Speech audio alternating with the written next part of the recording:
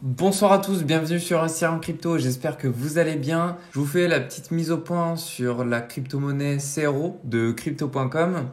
Alors déjà, si on dézoome un petit peu sur cette crypto-monnaie, on peut voir qu'on est vraiment dans une tendance bullish. Donc si je vous montre un graphique un petit peu plus éloigné, vous pouvez voir que là, on a clairement une puissance acheteuse prononcée. On le voit notamment, vous voyez, quand on dessine ce genre de choses, on commence à avoir un mouvement très exponentiel. Ça, c'est, je pense, pour moi, quelque chose de bon pour la crypto-monnaie CRO. Si je rentre dans le détail aujourd'hui, on peut voir plusieurs choses intéressantes. On se fait toujours supporter par notre trendline, vous voyez, en jaune. Donc ça, c'est une superbe chose puisque dès lors qu'on ne clôture pas en dessous, on n'est pas dans l'inquiétude. Je parle bien sûr en weekly parce que vous voyez, en daily, on a des fois déjà clôturé en dessous. Mais dès lors qu'en weekly, on ne clôture pas en dessous, c'est bon. Il y a juste une petite chose que je vous dirais, c'est que ici, vous voyez, on a une, deux, trois fois été chercher en dessous. Donc ça veut dire qu'on peut partir en dessous. Donc si on part en dessous, vous voyez, ici on avait fait la target des 0,34$, là 0,33 et ici 0,32. Donc on peut très bien partir en dessous. Mais c'est une sécurité dans le sens où au bout du 7e jour de la clôture du dimanche, on sait que ça peut revenir au-dessus. Donc c'est pour ça que moi, par rapport à ce qu'on voit ici sur le CRO, je me dis il y a de fortes probabilités que comme le Bitcoin impacte bien sûr les altcoins, que le Bitcoin ait une stagnation pour ce week-end. Alors, bien sûr, ce n'est pas parce que le CRO nous montre une trendline que le Bitcoin va décider de stagner juste pour lui. Absolument pas. Il y a plusieurs raisons qui font que le Bitcoin peut stagner, mais je ne rentrerai pas dans les détails dû au fait que j'ai fait une super vidéo à ce sujet. Si vous voulez en savoir plus, vous pouvez regarder les 2 vidéos sur le Bitcoin magique que j'ai réalisé ce matin. Donc maintenant, je vous ai montré le côté long terme et juste cette zone d'imbalance, rappelez-vous, vous voyez, au cas où on partirait un peu plus bas, on pourrait la combler jusqu'au 0,22$. Donc c'est le côté pessimiste, mais je vous le montre. Sait-on jamais. On va rentrer maintenant dans la zone un petit peu plus court terme pour que je vous montre les targets, celles qui ont été atteintes et les prochaines éventuelles à aller chercher. Donc vous voyez ici, on est parti en 1, 2, 3 temps, tout comme le Bitcoin et on a chuté. A contrario, vous voyez, depuis donc la 3e phase où on a chuté, on est reparti plutôt haussier, tandis que le Bitcoin, lui, était plutôt stagnant. Et l'est encore plus ou moins.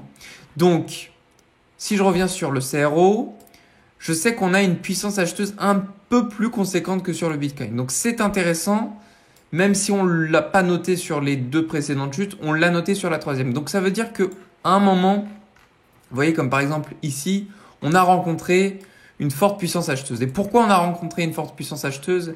C'est parce qu'ici, on avait un équalo qu'on a renforcé. Nous n'avons pas pris les liquidités aux 0,39$. Donc, les 2 targets sur lesquels on devait s'attarder, c'était les 0,4 et 0,39. On a percé la target des 0,4. On a eu un premier rebond. Ça n'a pas suffi. Le Bitcoin a trop fait chuter, trop impacté les altcoins, CRO y compris. On s'est arrêté juste sur la target des 0,39$. Par rapport à ça, ça sent pas très bon par la suite puisque si on est amené à repartir à la hausse sur le CRO, je doute qu'on puisse laisser les gens ayant pris des positions ici acheteuses de côté. Je doute fortement qu'on les laisse vaquer jusqu'à ce qu'on aille au to the moon.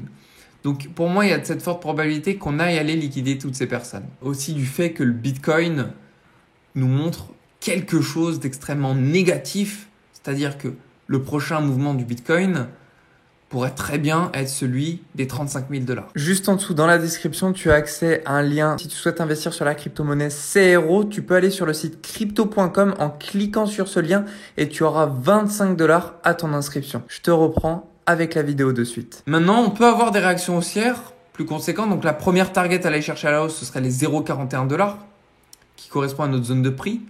Zone de prix qui fait référence, vous voyez, à la zone de support qu'on a vécue ici. Donc cette zone de prix, je l'avais dessinée avant qu'on ait cette réaction-là. Mais ça nous confirme effectivement qu'on a une belle zone de demande sur les 0,414$. Vous voyez, cette zone-là, ce sera fort probablement la deuxième target. Ici, vous voyez, ces zones en vert, c'était des anciennes résistances que j'avais tracées, très pertinentes puisque on a rebondi plusieurs fois dessus. Que ce soit en tant que support ou résistance ici, à 15 heures.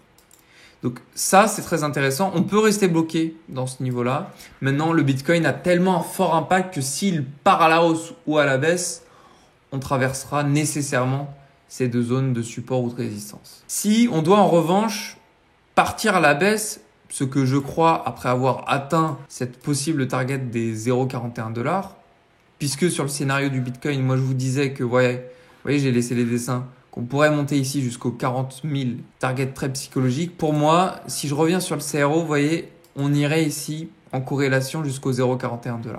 Et puis, les prochaines targets à s'attendre à la baisse, ce sera nécessairement les 0,39 sur lesquels on pourra rebondir encore une fois ici pour renforcer la liquidité aux 0,39$. Et puis, il y a bien un moment où il faudra qu'on parte à la baisse, prendre toutes les liquidités. Et donc, à ce moment-là, la target des 0,38$ sera la prochaine sur laquelle il faudra s'attarder. Et puis, si on doit continuer encore plus bas, on aura celle des 0,37$. Vous voyez, juste ici. Donc tout ça, ce n'est pas nouveau. Ce sont des targets que je vous avais déjà montrés dans le passé. Mais par rapport à ce qu'on vit là, voilà le scénario auquel je crois si le Bitcoin part à la hausse. Je vous dis ça de manière très rapide dans le sens où on est en funding négatif.